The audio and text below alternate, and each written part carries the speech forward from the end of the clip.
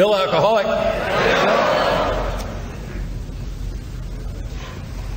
I'd like to thank the committee for inviting me up here, Deborah and all the troops, my host Brian. Jesus, you people have nice weather up here. This is a pretty city.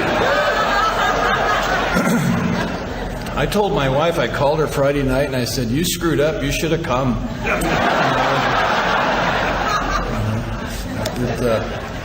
This has been really nice. It always cracks me up when we read the original form of chapter 5 and everybody laughs like how ridiculous that is. Boy, that would have been a mistake if they'd have printed that. We'd all be dead now. And what you have there is an insight into what was really going on. You want to read something gnarly, read the Akron Manual that was written by Bob and some of the boys in 41.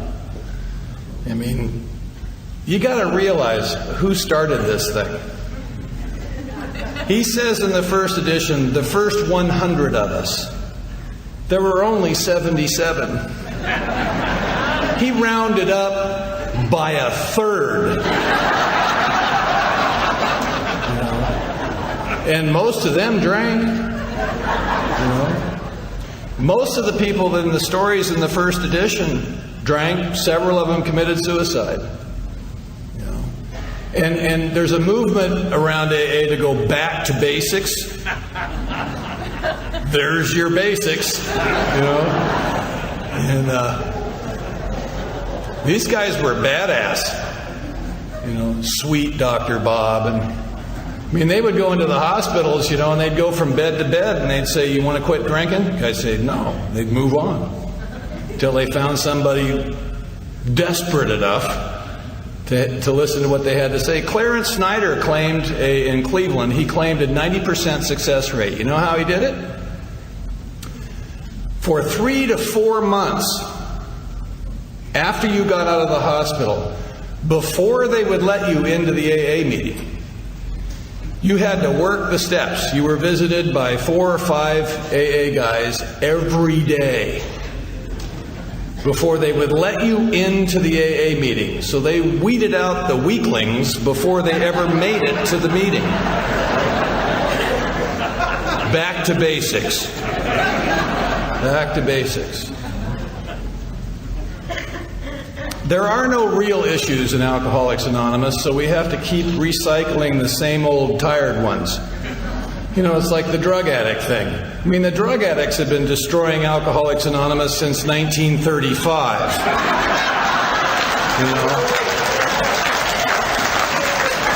Any minute now, we're going to collapse under the sheer weight of the crackheads. It's just going to fall. And you can pick them out. They're all in the back of the room. You can see them. They're just a little bit sleazier than the rest of us, Hiding out in AA.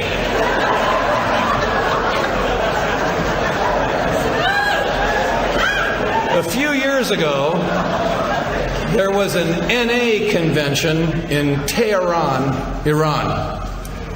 And because you can't have AA in Iran because it's a Muslim state and there's no alcohol, therefore there's no alcoholism. So AA is not allowed. But NA, you can have NA because evidently drugs are illegal, but they're not immoral. So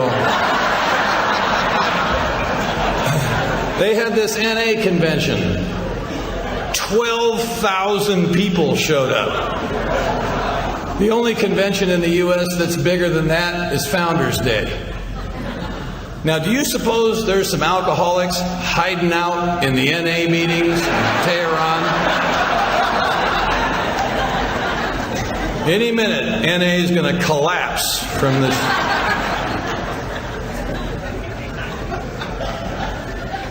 AA shouldn't work at all. Rule number 1 in Alcoholics Anonymous. If there's any rules at all, this certainly is one. Everyone gets to come.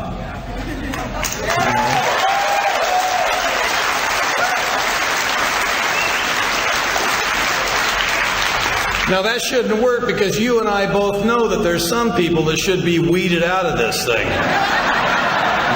You can pretty much pick them out. You know, the ones that are incorrectly alcoholic.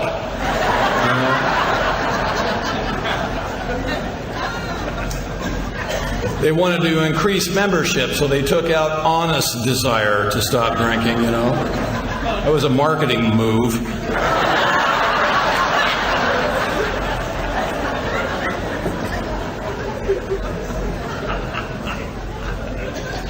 Those are just my opinions, but they're really good ones, you know?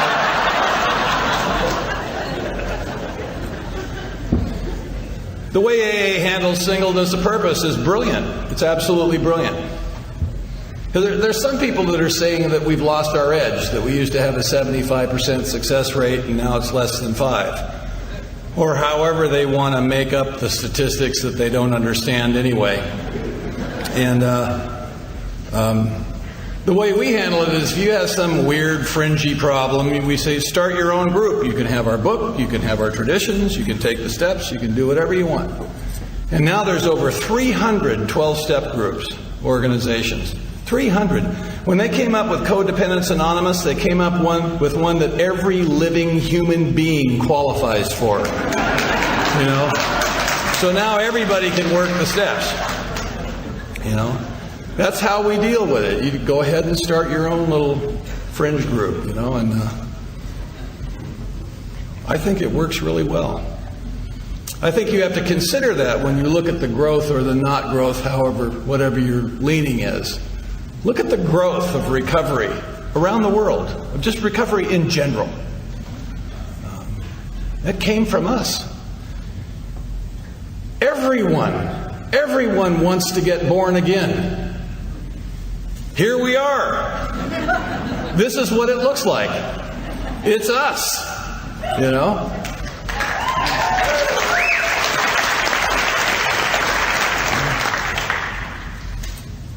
We've been born again. We've been awakened. Some years ago I was sitting with this pretty big-time Indian guru, and he was giving a talk here in the U.S., and a friend of mine was connected with him, and so after his talk we went in the back room and we were just sitting talking with this man, really interesting man. And he looked at me, I'm talking away like I do, and he looked at me and he started laughing. And I said, "What are you laughing at?" And he says, "I just love you alcoholics and drug addicts." And I said, "Why is that?" And he goes, "Everyone else out there is trying to get awakened. You're just trying to figure out what the hell happened."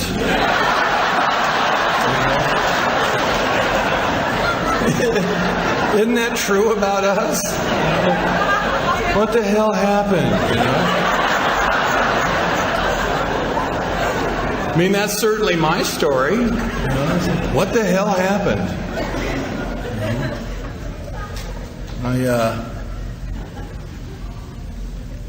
I was 37 years old when I got to Alcoholics Anonymous. And I was done. I was done. My sobriety date is March the 27th, 1985.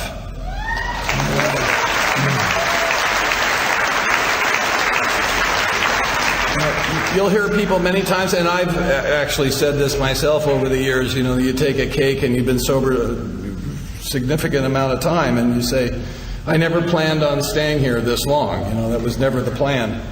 But you know, the truth about that, when I think back on it, if I can remember it all, I was really hoping that this would work. And I think I really hoped that I could stay here for the rest of my life, fairly early on. You know, it's like the rest of us. I didn't think I could cut it. I figured I'd probably weenie out like I've done on everything else. But I wanted to be here. And at 28 years sober, I am damn glad I'm here. You know, I mean, I've loved this thing for 28 years. I have never lost my enthusiasm for it. I have never, ever been bored in AA. And I'll tell you, if you're sitting out there tonight and you're bored, it truly is because you are boring.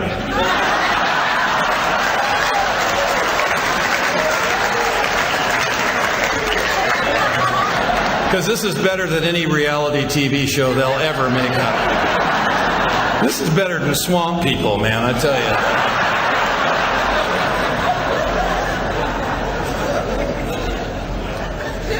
you. Some years ago, I was sitting in my home group, and this brand new guy, really new guy, he says, he gets called on to share, and he says, the fog is lifting, and the planes are beginning to land. Doesn't that just make the hair on the back of your neck stand up? And you know exactly what that guy's talking about, you know. Same meeting, another new guy, same meeting. Later on in the meeting, this guy gets called on and he says, I know it's an inside job. I just don't know how to get in there.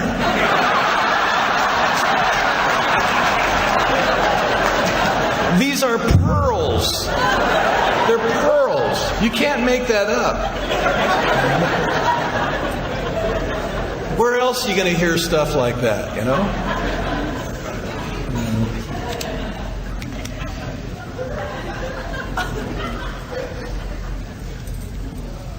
By the time I was 17, I was a bad drunk in high school. Like most of us, you know, I started drinking when I was 14 or 15 years old. Within 2 or 3 years, it was a lifestyle. I mean, at 17, I had the big jacket, the greasy Levi's, the slouch and the sneer and the foul mouth and a bad attitude. And I carried a gun at 17. And I have no idea where any of that came from. I wasn't raised by people like that at all. Matter of fact, my father was sober and my mother was really active in Al-Anon. My father got sober when I was 6 years old. I got raised in AA, on top of all my other problems. You know. I mean, there's nothing worse than living in a house with two people with clear eyes that know exactly what's going on in your head. You know. It's just not fair.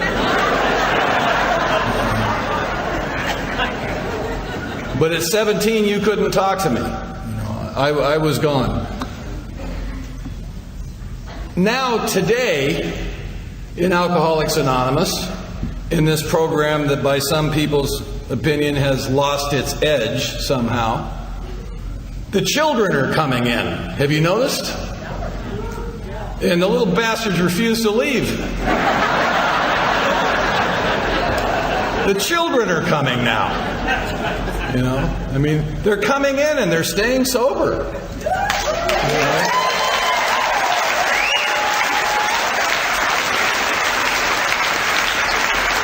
And every one of them is about as politically incorrect as you can get. You know, these are poly-addicted, depressed, bipolar aliens coming into the meetings. You know, they're being shipped here, you know, by the... Do you have them up here? Well, I figured you were shipping them all down to Southern California, you know, polluting our meetings with them, you know. My home group is the Hermosa Beach Men's Stag.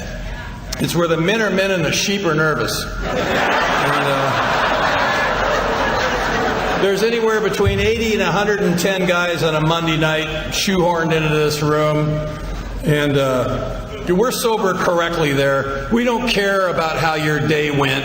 If you start sharing about your girlfriend, we'll just clap till you stop.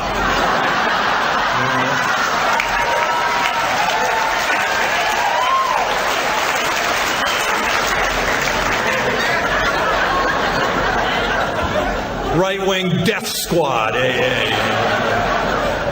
And the kids started coming in. A bunch of the old guys left. They go, well, we're not a daycare center. You know, like there's this illusion like they're coming because AA is so hip. My friend Scott Redmond used to say, Alcoholics Anonymous has offered me a level of lameness that I didn't know was available. You know? I think they're coming here because they need help. You know? But anyway, A few years ago, this kid's taken a cake, and you got to stand up at the end of the room, and it can be really intimidating because we are judging you. But we're not shy about that, And this kid gets up there, and he's 15 years old, and he's taken a 1-year cake.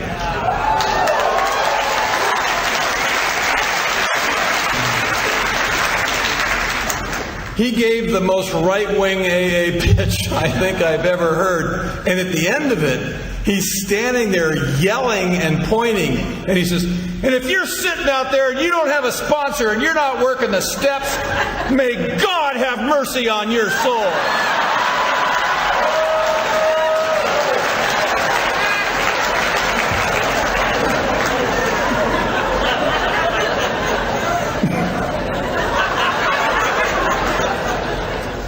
I went up to him and asked him to be my sponsor.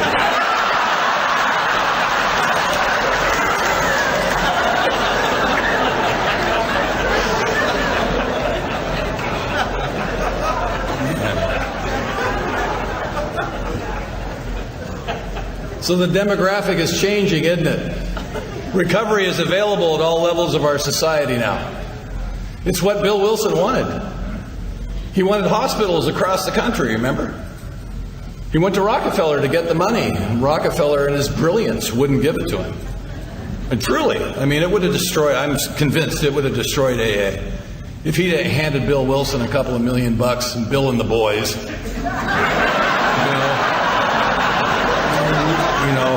we might be somewhere else this evening. And who knew better about the corruption that money can bring than John Rockefeller? But it's happened now. There's hospitals across the country. Maybe it didn't look like what he planned. Maybe it's been imperfect from time to time.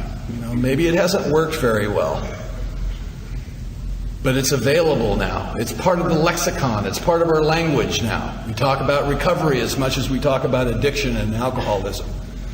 There's a very, very strong movement afoot now to start legalizing stuff in order to put people in recovery rather than fill the prisons. 70% of the prisons are filled now.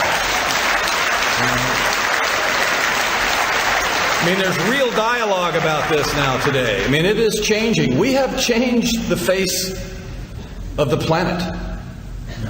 I believe Alcoholics Anonymous is the single most significant social movement of the 20th century.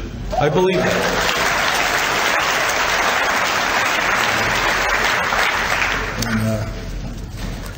As imperfect as we are, we don't do it very gracefully. We have a tendency to get a little pissy from time to time, but here it is. It works. It works. It really works. It works even when we don't work it sometimes, I mean, it has held me in good stead for 28 years, and there's been times where I've not done a very good job of being part of it, But I've never wandered away. I've never drifted away. I've never stopped going to meetings. I've never stopped communicating with my sponsor. I've never stopped sponsoring people. I mean, the one thing that will hold you around here, that will hold you in here when all else fails, is if you've got a bunch of people that you're sponsoring, they will come and get you. I mean, I have a bad liver. I need a liver transplant. I'm on a list. I'm very sick, and I end up in the hospital all the time. And these new people that I sponsor could give a shit about any of that. They call up and they say, "How you doing, Bill?" And I start to tell them, and they interrupt me and start talking about themselves.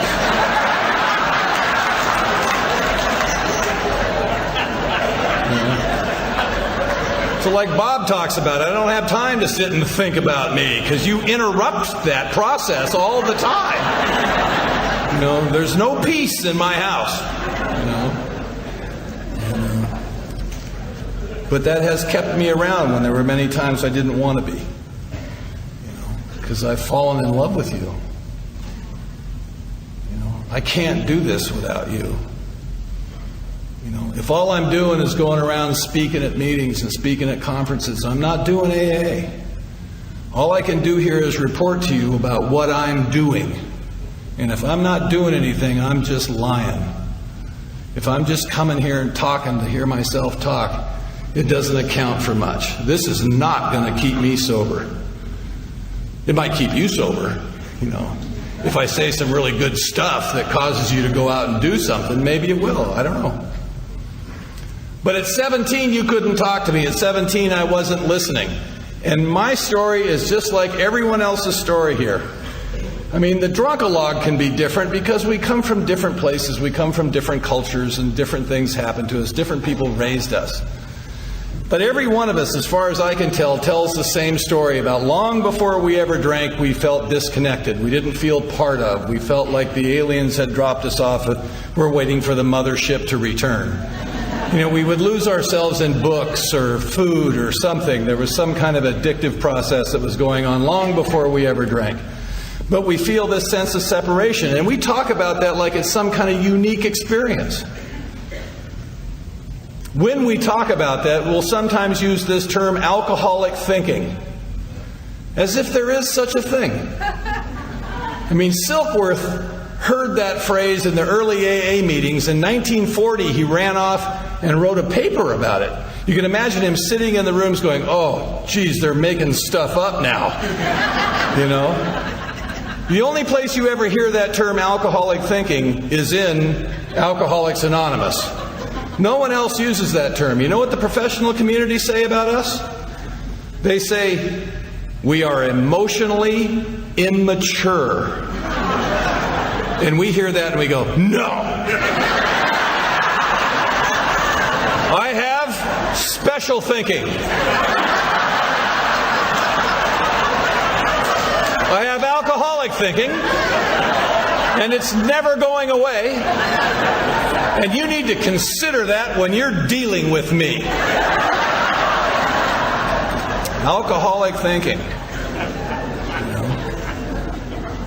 The difference between us and other kids that also feel that feeling, if you've ever raised teenagers, you've seen it in them.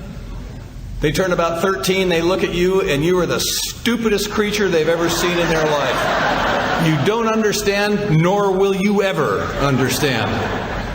And the difference between us and those other kids is we medicated that feeling and we never grew out of it.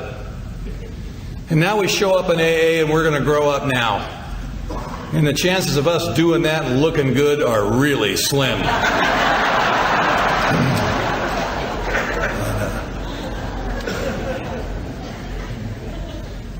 The other part of the story that's always the same is we talk about having a couple of drinks and that feeling goes away. It disappears at some level. We feel whole. All the promises come true, you know. And the fear of economic insecurity just goes right out the window. You know, I mean, we're free. All of it, we can go out and go to the party and meet her or him and have some fun. So I think that was the whole idea behind the drinking thing, if I remember correctly, was to have a couple of pops and get out of the house and go party.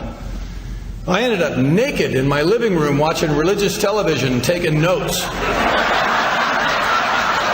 Party! You know? I mean, I'm having sex, menage a uno. There's no one else in the room. You know? We're partying with Billy now. It's getting serious. The next time some guy walks in here and says, I'm just a party kind of guy, ask him how many other people were at the party you were at. We have an odd tendency to end up completely physically alone, drinking and thinking. If you see an alcoholic laying in the gutter in his own piss and poop, if his eyes are open, you can bet he's got a plan.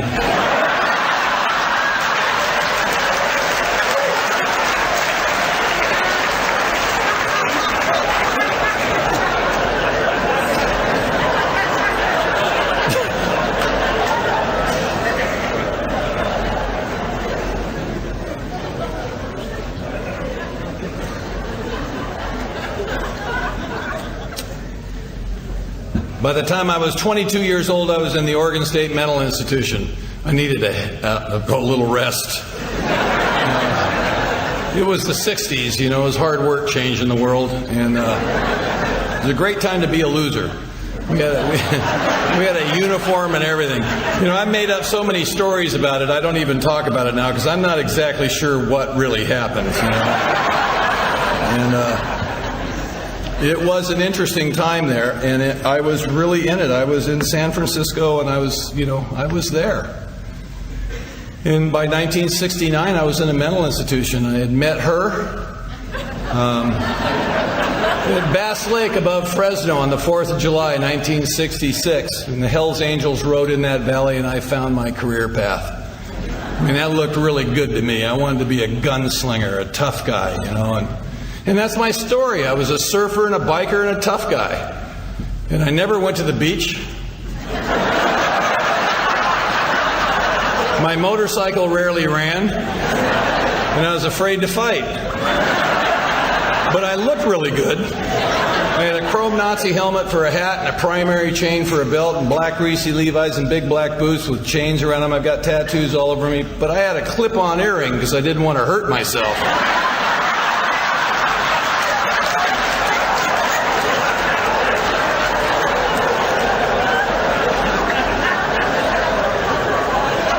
My biker nickname was Horny.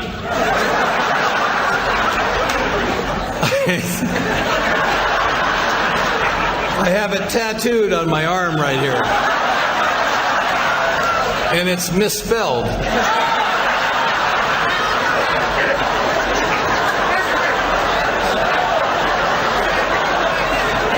It's H-O-R. It's H-O-R-N-E-Y. Horny.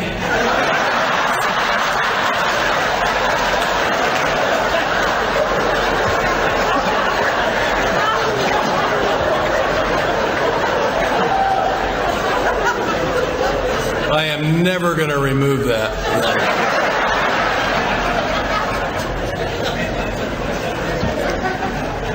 It's a great example of my mental prowess. So we went up to Oregon. She was supposed to go live up. She lived up in Oregon. She was supposed to take the bus back, and I drove her back there. And we got married and had a couple of kids. And at 22, I was running with an outlaw motorcycle gang. And I was sticking needles in my arm every day, and I was drinking like a fish. And I wasn't coming home to that family, and they were on welfare. And we lost a house, a couple of cars, jobs. We lost ourselves. It was horrible. It was horrible. And anybody else here been in a mental institution?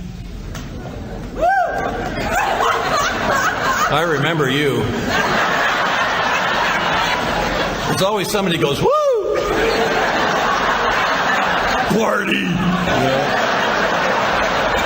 Well, there's a bunch of you, there wasn't very many hands, so there's a bunch of you out there going, well, it really wasn't an institution.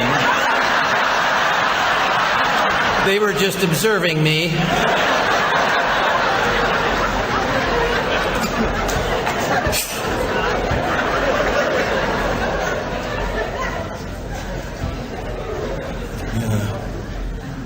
I came back down to California and I tried to get normal. The state of Oregon actually kicked me out.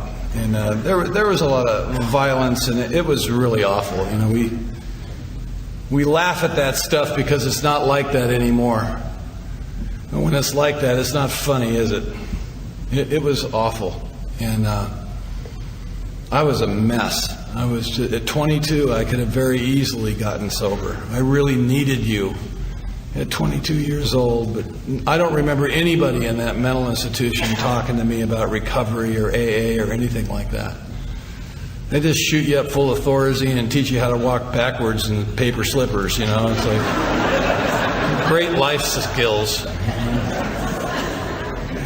I was on the ward that Ken Kesey worked on when he wrote Cuckoo's Nest. They filmed it on my ward. Now, I'm not bragging. But some people went to college. This is all I got. This is it. I went up there some years ago and spoke at a convention in Salem, and I told this long ponytailed guy next to me that I was in the mental institution. He looked at me and he went, I work there. Of course you do. And he took me and showed me around and stuff. And since that time, I've been up there a bunch of times. And a friend of mine went up there to speak, and they made a T-shirt for me. It says, Oregon State Hospital Alumni. Yeah. I'll wear that with pride, you know. But I came back down to Los Angeles, and my sober father, who rarely preached to me, never really, him or my mother, either one. Don't make Al-Anon jokes if you don't know what it is. A lot of people make a lot of stupid Al-Anon jokes because they don't know what it is. But if you know what Al-Anon is, you can make some great Al-Anon jokes. Just stop and think of the consciousness of an individual that would live with us on purpose. What are they thinking, you know? But he let me sleep in his garage, and he gave me a job in his machine shop in El Segundo. And I tried to clean up my act. And what I did, what a lot of alcoholics did, especially alcoholics from the 60s, and, you know, Bob and I have talked about this as well. You know, I mean, one of the reasons I know beyond a shadow of a doubt that I'm an alcoholic, because I quit everything else. It really wasn't that big of a deal. And I was pretty into it. But I never considered stopping drinking. Don P. used to say, he says, my drug of choice was heroin. The drug that I had no choice over whatsoever was alcohol. And that's true for me. I never attempted to stop drinking. But, you know, you got to quit shooting heroin because you can't find anybody to go along with the concept of social heroin use. There's just no support for the position. You know? And you got to stop taking acid because normal people have two-way communication with each other. With LSD, you don't really need the other person. You know? You just party with yourself. And I quit all that. And I met another woman because I can't ever be alone. It's a group effort getting me through life. It takes a village, you know. And I met her. We set up housekeeping, and we got married, and we had a couple of kids. And this was 15 years after the mental institution. I lived in the house with that woman, that wife of mine, and those two small children, and I had no emotional connection to another living human being. And I didn't know that. I didn't know it was that bad. The alcoholic life seems like the only normal one to me because it's the only one I've ever known. It wasn't like I had a life. And then I started drinking and it all went to hell and I'm trying to recapture what I once had. I never had a life. So the alcoholic life is the only thing I know. I can't stand outside myself and have a separate experience and then compare it to the one that I'm having to determine that there's anything wrong. I think I'm connected to you. You live in the same house with me. Physically, we're close. We're in proximity to each other. But I don't know that I have no emotional connection to you. I've never been connected. How would I know that there was something missing? But at 37, there I was. And up to this point, evidently, this was the end. And I got drunk one more night, stayed up all night, nothing special, nothing particular crazy happened. You know, just the sun comes up one more time and you know it's going to be another miserable day. You know, we don't need any other proof that alcoholism is physiological other than that last 3 to 5 years that you and I were out there. There's no party. There's no party. There's no rock and roll. There's no hip dope. There's nothing cool happening. I'm just surviving the day. I'm getting through the day. It's maintenance drinking. I'm drunk from the neck down. There's no more mental and emotional relief. You ever drank yourself clear? Boy, that was never the idea, was it? You tell people that it stopped working, they think you're joking.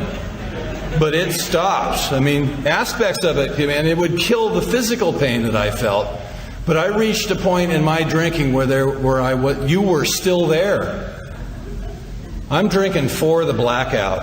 I never crossed the line. I didn't know there was a line. I mean, I started drinking at 15. It became a lifestyle immediately. And I lived like that for 22, 23 years.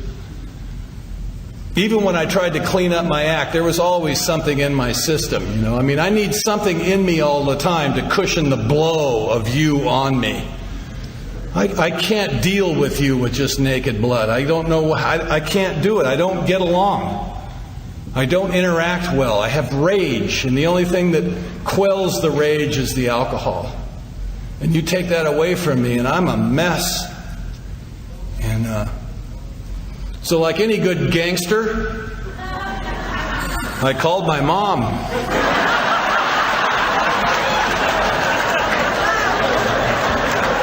Next time you see some big badass looking guy walk in here, ask him, do you live with your mom? Chances are.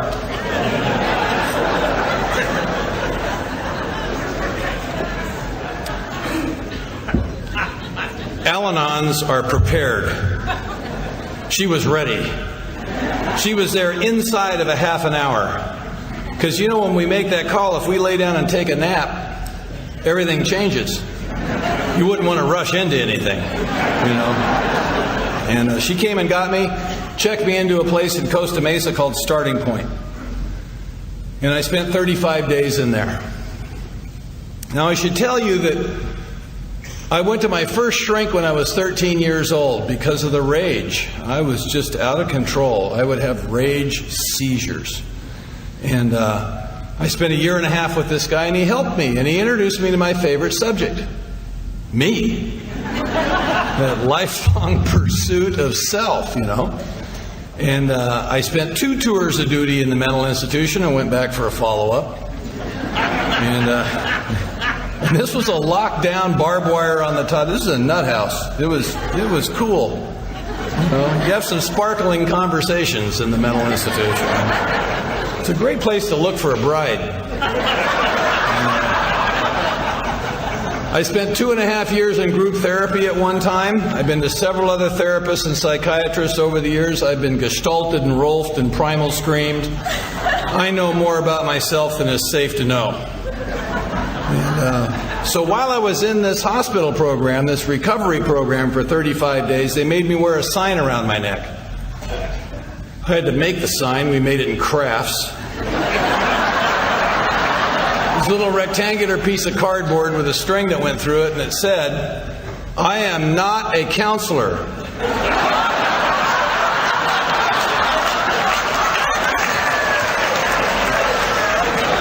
Because evidently there was some confusion.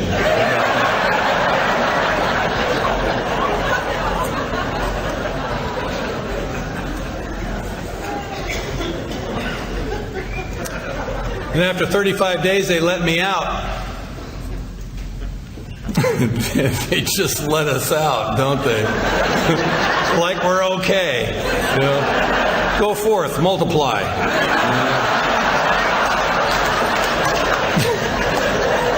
And where do we end up? Here. This is it. This is the world's aftercare program. Did you know there's no referrals from AA? Did you know that? There's no place you go where you walk in and you say, "I'm from AA. They sent me here." That place doesn't exist. The inmates are running the asylum. You know? We are the counselors. Now stop and think about this. I've been to a mental institution twice, and I've been married 3 times. And people ask me for relationship advice.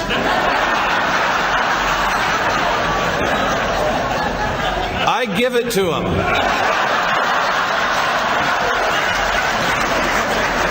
I figure, hell, you can't hurt them. They're in AA. You know? And plus the fact, stop and think about it. whatever advice I give them couldn't possibly be worse than what they're planning on doing anyway.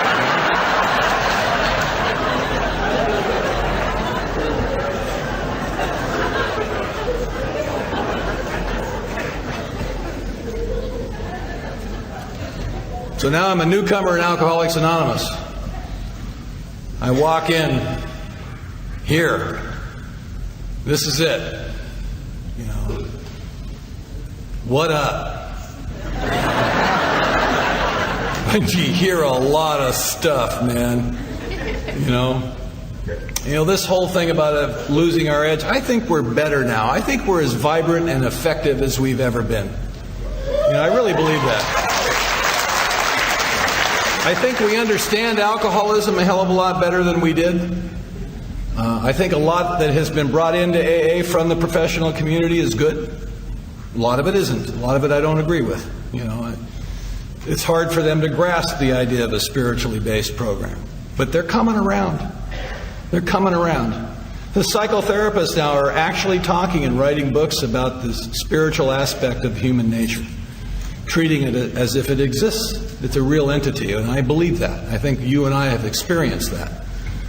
And two things happened to me when I got here that I feel real lucky about. One is I just liked it. Fairly quickly, I just liked it. Like you, like any of us, I really didn't want to be here. It wasn't the plan. But it didn't take me very long to just like it. You know, I got the humor right away. I liked the people right away. That was to change later. But I got intrigued. I was intrigued by it right away. I actually got intrigued on it in the hospital program. They had us read the book and stuff, and it made sense to me. I got it, you know. I mean, the God thing was stupid, so you just ignore that, you know. And you know, and that's easy enough to do. Even to this day, I don't believe God is an issue in AA. It's not an issue. We try to make it one, but it just isn't. It's an experience that we have. It's not a concept that we have to develop. It'll happen to us. If you stick around here and you do the work, it'll happen. It happens to everybody.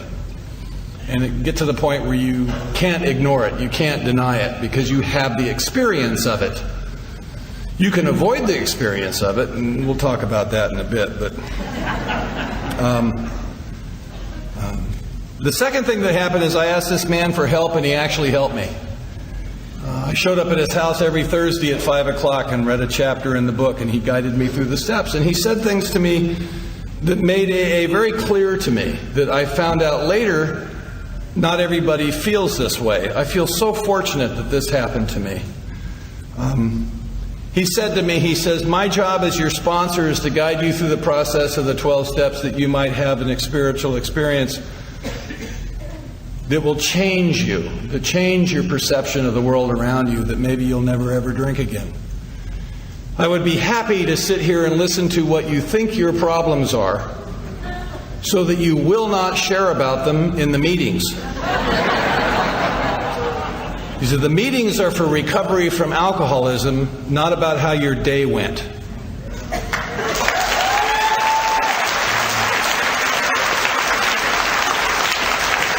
I immediately informed him that down at the Alano Club, they were breaking that rule right and left. Should we go tell them? And he said, no. He says, AA's a safe place. You can come here and share whatever you want. You can pretty much do almost anything you want to do. He says, I'm just describing to you my Alcoholics Anonymous. Thank God I didn't get somebody that has bought into this weird concept that we don't express opinions or give advice. You know, if we didn't do those two things, we wouldn't have anything to say to each other. You know? And I'm a newcomer in Alcoholics Anonymous. I need some good advice. You know, and I was married at the time, and a couple, 3 months sober, my wife came home and said, I'd like you to stay home on Tuesday night so I can go to an Al-Anon meeting. I couldn't believe she even asked me that. And I told her, I don't babysit. And I just walked out of the house. And I felt perfectly justified in that. I thought she had really overstepped her bounds. And I made the mistake of telling my sponsor. Thank God he didn't quote a page number to me. Tell me to go read something, you know. He rarely yelled at me, but on this particular occasion he said, "It's not babysitting, they're your children." Now you go back there and with a smile on your face, you tell that woman you would be happy to watch your children while she tries to find recovery in the Al-Anon family groups. So I went home and I said, I'd be happy to have, you know. And the first Tuesday night, the little boy's like 1 year old. He just passed out. I don't know what I thought he was going to do. But, you know, I don't like kids. I mean, I'm afraid of them. You know? They're more self-centered than me. It's competition. You know? It's like, I mean, I can have them and stuff, but I don't really want to do anything with them, you know. They don't talk right, you know. It's just flame, you know. And my 3-year-old daughter, you know, she wanted to watch a little TV or play something, so we did that, you know. And then the next week went by and she didn't want to watch TV. She wanted to go outside and throw the ball around and this and that. And the weeks went by and the months went by. And I began to develop a relationship with these kids. And one night after about 6-8 months, she comes home and she says, "Well, I'm not going to my Al-Anon meeting tonight." And I said, "Well, you better go somewhere. This is my night with the kids."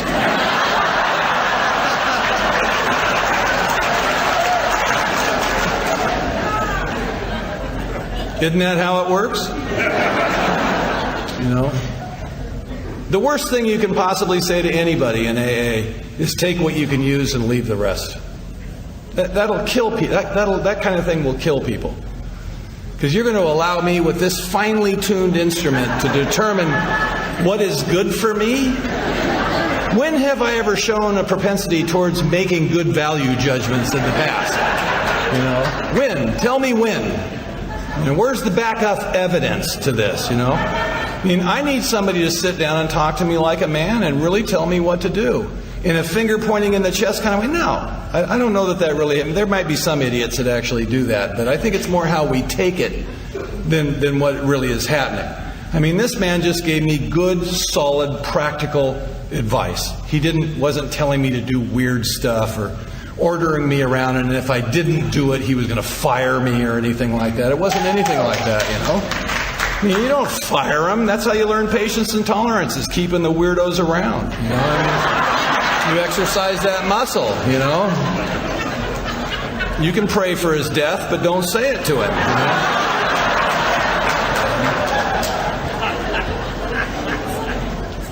So here's what I think's going on here, for whatever it's worth. Just the first step says that we're powerless. Now, they took it easy on us and just said that we were powerless over alcohol because they didn't want us to go screaming down the street, you know. And my experience of 28 years, for whatever that's worth, is that I think I am completely and utterly and absolutely powerless over anything. I am not of the school that believes that now that I'm sober, I've been re-empowered and given the power of choice back. It just simply, I understand that, but it has not been my experience. I think I am completely powerless, and whenever I get the idea that I have some power, that is the source of all the suffering in my life. It comes from that inability to accept around me the way things actually are. I think they should be different. I judge things. We all judge things, don't we? We look out and we say, well, that event was good. That was a good thing. I got the money. You know? And in something else we look at it, well, that was a bad thing. Well, in nature, if you look out in nature, there's no good or bad. There's no morality play. Things simply are. The lion eats the lamb every time. And we think the lion, the big, mean, evil lion, shouldn't eat the lamb. And just because we believe that, it changes nothing. The lion continues to eat the lamb. And he doesn't understand that he shouldn't do that he should be vegan. He just doesn't get it. We try and talk to him, you know. And, you know, whenever he comes across a lamb, he, you know, it's over. You know? So then we say, well, we can't seem to change this, so we'll have hope. We'll create hope. And we'll make a parable up that says there will come a time in the future when things are good, because things are really bad right now. The present moment is not correct. It's incorrect. But there will come a time where the lion will lay down with the lamb. Now, if that occurs, I'll bet you that lamb will be nervous for eternity. It is the nature of the lion to eat the lamb, and there's no right or wrong to it. And we just have a difficult time with all that stuff, me included. In life, there is pain. We lose people. People leave us. People hurt us. People die. Stuff happens. We lose our homes. We lose all our money. Stuff happens. And we're sad. And we feel the pain of that loss. I believe that's a natural thing.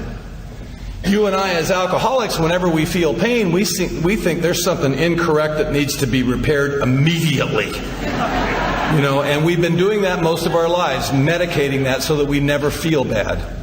So now we're sober. Whenever we feel bad, well, we're not working a good enough program, or so we come up with something. Something's wrong that needs to be fixed. Pain, I think, is part of life. Suffering, on the other hand, truly is optional. And what we do when that painful thing happens is we make the determination that it should not have occurred, that it was unfair, unjust. Now we've created the suffering. And that suffering will last much longer than the pain of the event itself. This is called resentment. Resentment to me really is kind of a first step thing. I am utterly powerless, and my judgments are completely irrelevant. It says that my life became unmanageable. It alludes to the fact that maybe at one time it was manageable. I don't remember that time. I think my life does not need to be managed. I think the next indicated thing is obvious. The alarm goes off, get up. It just unfolds right in front of me all the time.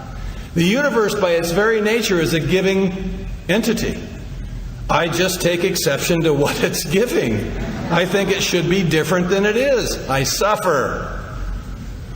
If as a newcomer in AA I can grasp this powerlessness just a little bit, just the drugs and alcohol part, just that little bit, if I can grasp that, if I can cop to it, the second step then becomes operational. I need to align myself with the power.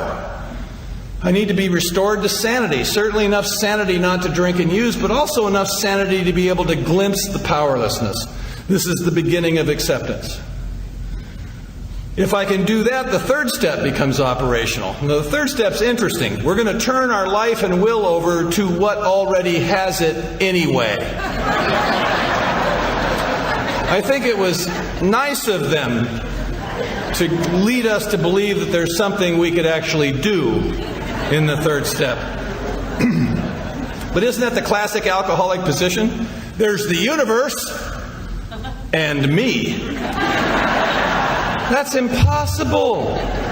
I am not, nor could I ever be, separate from nature. That's literally impossible. We talk all the time about the difference between my will and God's will. Isn't that the height of arrogance? The idea that you and I could do battle of wills with the power that drives the entire universe? Well, I've been withholding myself from the totality of all things long enough. I'm going to acquiesce now and allow you to take me. Thank you very much.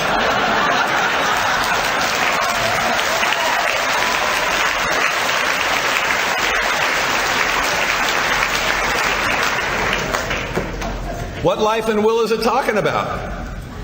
The inventory, the resentments, fears, and broken relationships.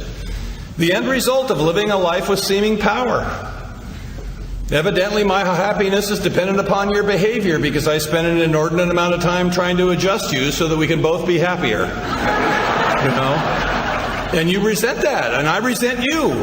You insist upon living your own life, and it pisses me off at my core. I will carry this to my grave. Fear? Of course I have fear, because this isn't working and I have no plan B. So I hate you and I'm afraid of you at the same time. Broken relationships, the sex list some people call it. What other kind of relationships could I have but dramatic and traumatic ones if what I'm bringing to the table is resentment and fear? Where do you suppose that's going to end up? Married bliss? You know? The fifth step is a ceremony that we go through to complete the third step. We physically and literally turn it over to someone else. We make that list, we make the columns, and we tell this other person, ourselves, and the manager, this power, here's my stuff, I'm pooped, you take it. 6 and 7 are 2 paragraphs in the book. There's nothing to do, and we'll be doing that nothing for the rest of our lives. You know?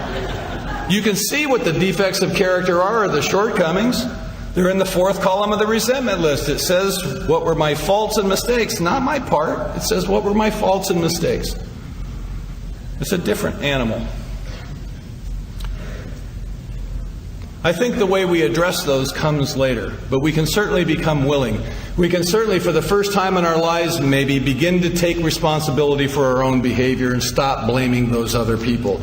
Come to realize, ultimately, it truly, honestly, never is them. It's never them, but boy, it sure looks like them. I mean, it's a hard one, because sometimes it's just them, you know. And a friend of mine I got sober with had a tragedy in his life, and his sponsor and I were talking, and his sponsor said to me, he says, I went over and I disarmed him. And I said, what do you mean? He was packing? He goes, yeah, he had 2 guns on him. And I go, why was he carrying 2 guns? He goes, because they're after him. And I said, who is? And he looked at me like I'm an idiot, and he goes, don't you know who they are? And I went, oh, yeah. 8 and 9, the manager gives us our first job. He says, make amends. I'm going to help rid you of the resentments. The mechanism for ridding ourselves of resentments is the amends process. The biggest problem I have in my life today is not the defects of character that are so obvious you can see them. Most of us, it's like shooting fish in a barrel. But they're the aspects of me that were never developed. That's what the psychotherapeutic community wants me to do, is go back and find that good little Billy that I've suppressed. I don't believe he's there. I don't think he ever developed. I never grew up. Literally, I never grew up. And one of the things I don't have is compassion. I can't feel you in my life. And the offshoots of compassion are patience and tolerance. If I'm compassionate towards you, I will automatically be patient and tolerant with you because I feel you. I get it. I understand it. And in AA, isn't there that strange connection between the two of us? When somebody asks for help and you sit down with them and you're reading the book with them and you're sharing your life, you connect with them. More so than people in your own family or your wife or your husband. We just connect with each other. We get it. I get the pain. I felt the pain, and I do truly feel your pain. And we begin to exercise that compassion muscle every time we do that. If we don't do the one-on-one thing, it never happens. It never happens. Don't ever mistake activity for action. General service is great. Central service is great. H&I is great. It's all great stuff. I've done it all. I love the AA community, but don't ever mistake the activity for the action. Nothing will affect us more powerfully than one-on-one work with another alcoholic.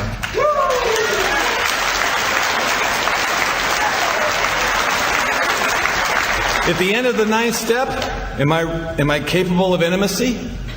No. It's Sober 101. It's about 15% of the program max. And we agonize over it, don't we? I mean, we have seminars and steps, and I've done it all too. I've done step workshops, and I understand all that. But it's Sober 101. It's the bare beginning. It's the stuff that we have to do to develop a message that has depth and weight that we can then start to do the real program. 10, 11, and 12 are not maintenance steps. There's nothing to maintain. This thing is not about drinking. That's over. It's about giving back. It's about getting out of ourselves. It's about being relieved of the bondage of self. Thank God it's over. You know? I don't have to work on me anymore. I tell you, at this point in my life, at 65 years old, I am absolutely bored to tears with myself. I mean, there is just no stone left unturned. I mean, how much more can I think about I do it, but it kind of makes me ill. You know, because I know it's a dead-end street. Who cares, you know? Who cares? I'm much better off when I'm with you. You bring me out of myself, and that is the healing process. 10 is the continuing inventory process. It's about self-awareness. If what happened to me in 85 as I was awakened, the rest of the journey is to take that awakening and turn it into some kind of an awareness, where I'm actually aware that I'm awake. And maybe there's something I can do with this. Maybe there's a reason I'm here.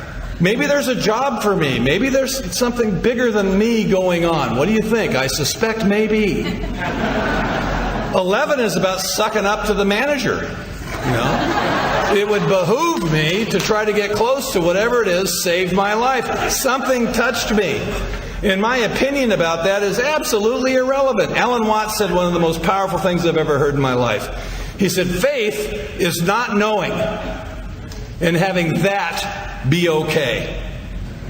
And think about that. You have to think about that. It is a profound thing. Faith to me always was, I create a belief mechanism and I have faith that that belief mechanism is correct. What he's saying is something even more powerful. Faith is truly not knowing and accepting that everything is always as it should be all the time.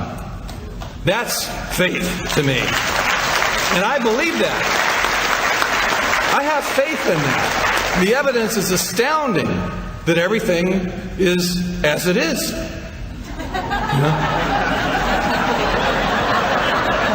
know? In meditation, the 11th step, you can watch your thoughts. What you do in meditation, a basic meditation, is you sit, you close your eyes, take 2 or 3 big deep breaths, and then focus your thinking, your mind, on the breath going in and out of your nose. And your mind will wander. That's what it does. It wanders. It has no desire whatsoever to be in the present moment. There's nothing for it to do. Okay? So it wanders away. And you catch it. You realize, you become aware that you're no longer focused on the breath, and you gently bring it back to the breath. Now, who is doing the catching? Good question, huh? Well, one thing is for sure, beyond a shadow of a doubt, conclusive proof, I am not my thinking mind. Because if I was, I couldn't catch it. You know? Now it thinks it's me. And I think it's me too. I'm in collusion with it. And in AA, we say things, we talk about it in the third person, don't we? We say, my head's out to get me. Of course, we make it adversarial, you know, it's like, it's who we are. And I don't think it's out to get me. Why would it kill the host? Well, you know, I think it's trying to help. It's just stupid. You know? All it's capable of doing is taking the past and projecting it into the future. That's all it does. They were looking for you then, they're looking for you now. It's them. You know? That's all it's doing. Now, once I realize that changes the whole game. I don't need to analyze it. I don't need to work on it. I don't need to share it with anybody that crosses my path. I can simply ignore the damn thing. Just ignore it. And every time it acts up, especially if there's anxiety or fear or something like that, when it gets really nasty, I can stop and breathe and watch my breath, and it goes away. It can't stand to be observed, and it shrinks off into the shadows. And it waits for you to not be looking again, and it comes back. And the only time it has anything to do is in the future or in the past. When you're in the present moment, there's no necessity for it at all, because you're right here, right now, and that is all there is.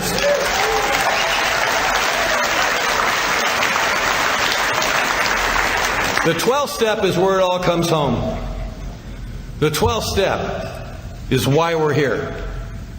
The 12th step is why we did all the previous work, is to prepare ourselves for the work.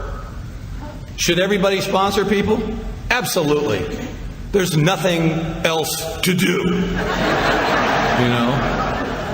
I mean, you can pretend that you could make up for that by doing other things. But I've yet to find anything that will have the impact on any of us more than that. And we tell ourselves all kinds of lies. Well, I don't have anything to offer. It's not what I do here. I do other things. You ever heard somebody say, the way I do my 12-step work is I keep showing up to meetings, I sit in the same chair so that when the people come in, they feel comfortable seeing me there. I go, really? That's what you do? But I judge no man. I got trained early that this is what we're here for. This is what we do. There's two rules I live by, and I try very diligently to live by these. Sometimes I fall short, but most of the time I'm pretty good at it, because I have to paint myself in a corner for this experience to happen for me. If I start thinking about it, I will determine that there's places I don't want to go, things I don't want to do. Always answer the phone. Get rid of caller ID. Don't screen the calls. Frightening, isn't it? Have faith that whoever's calling you is supposed to be in your life. Have faith. We talk about faith all the time. We talk about trusting in God. Trust God. Carry the message. Trust God. Well, trust his ass. It's how he gets in touch with us. He calls. When I get on my knees and ask for help, he sends me you. He sends me you all the time, constantly. I get it now. I get it. You're bringing the message to me. You are the catalyst for change in my life. It's obvious to me now. I don't know why I couldn't see it for years. All the service work, all the sponsoring I did for years was based upon my ego, because I was rapidly working hard at trying to make a name for myself in an anonymous organization. I have no idea what that is, but it's very weird. And it's okay, you can do that. It's all right. Your motivation is completely irrelevant if you're actually doing the work, because you'll crash and burn. I crashed and burned several times. And rule number 2, never say no. When they ask you to do something, do it. Don't question it. Have faith that whatever you're being asked to do is where you're supposed to be, what you're supposed to be doing. And I've been living like that for a long time, and I'm here to report to you it is an incredibly abundant, rich life. Incredibly. Is it inconvenient? Absolutely. I mean, my wife sponsors a lot of girls. I sponsor a lot of guys. We try to keep them separated, She actually tries to set them up, which is not good. She'll come to me and she'll say, that guy Jack, is he okay? And I go, no, Karen, none of them are okay.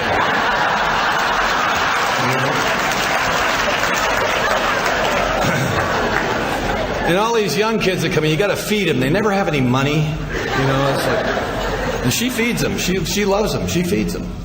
We have that house. I live in a house like the one I was raised in. It's come full circle. There was a healing between my parents and I, and they watched me live this same life that they lived. I feel incredibly fortunate for that to have occurred.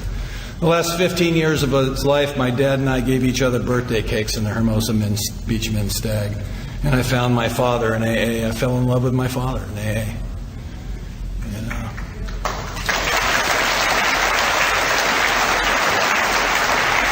If you open your heart to this work, I guarantee you something. If you open your heart to this, maybe you'll leave inspired tonight. Maybe you've been around a while and you're not sponsoring anything. Well, maybe I should get involved in this. I hope I can instill that in you. I hope it presses a button. I hope it pisses you off enough to where you start talking to some other people about it and get off your ass and do something. I really do. I wish that for you. And if you open your heart to this work, whatever prejudice you have, will walk across the room and ask you for help. Guaranteed. Guaranteed. I promise you that will occur. And then you have a choice. If you want to hang on to the prejudice, if you want to hang on to the arrogance, if you want to hang on to the opinions, send it away. And you can find a lot of support for that in AA. There's people that will help you send it away. We don't work with this kind of person or that kind of person. You can get support for that. I didn't meet those people. I was told I could never say no. This guy walked up to me and he said, "Will you sponsor me? I think I should tell you I'm gay." And I go, "Wouldn't you rather have a gay sponsor?" He looked right at me and he goes, "No," he says, "I don't have a problem being gay, but drinking is an issue."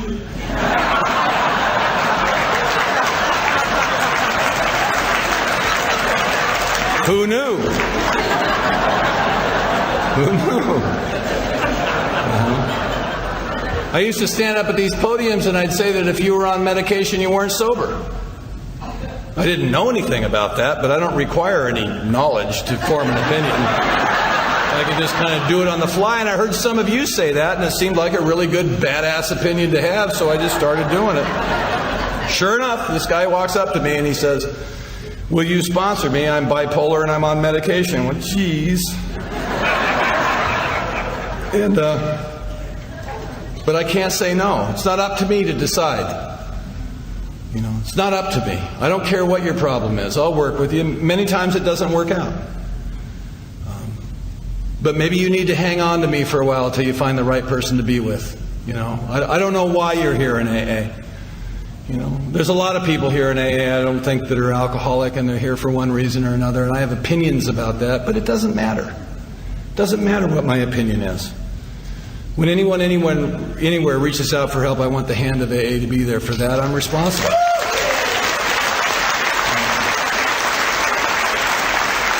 You know, I can't fix you. I can't be your therapist. There's a lot of stuff I can't be. You know, with these kids, you know, some of them, they want a father figure. You know, I can do that for a while. I like the part when they love you and they think you're really wise. And then they wise up and they realize you've stolen all this from someone else, you know. There's some real sweet parts of it. And I've also come to realize I'm not a father figure. I'm a grandfather figure. And you know.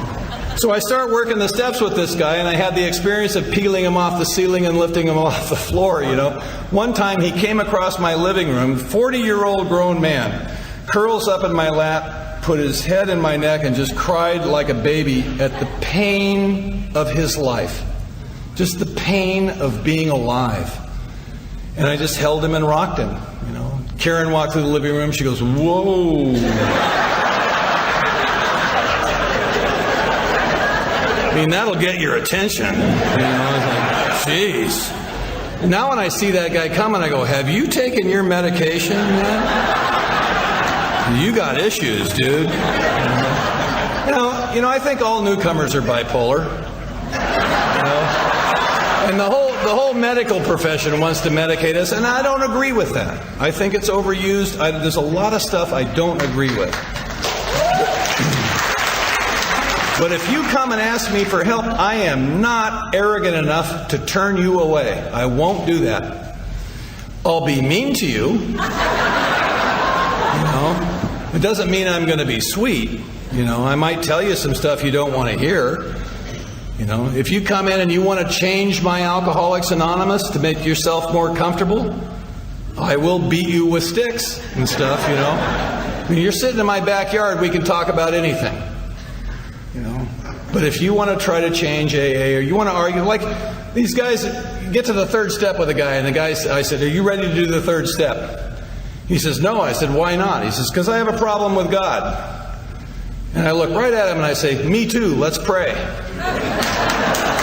know, that's like the whole argument, like all the air goes out of the balloon, you know. I had a couple of guys say, "Well, I don't even believe in God." I look right at him, I go, "Nobody really does, let's pray."